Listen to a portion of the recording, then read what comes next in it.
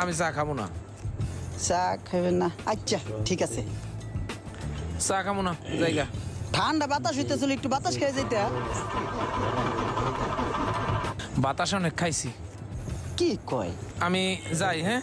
ঠিক আছে, তাহলে আমি শোরুমে যেয়ে দেখা করবো না।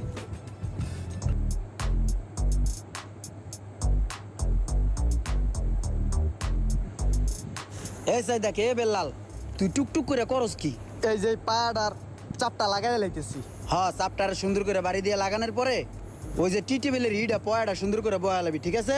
ঠিক আছে, তো যাই, আমি একটু বাজারে যাই, বাজার করেই। ঠিক আছে, যান তাহলে, আমি কাম হারি। হ্যাঁ ঠিক আছে।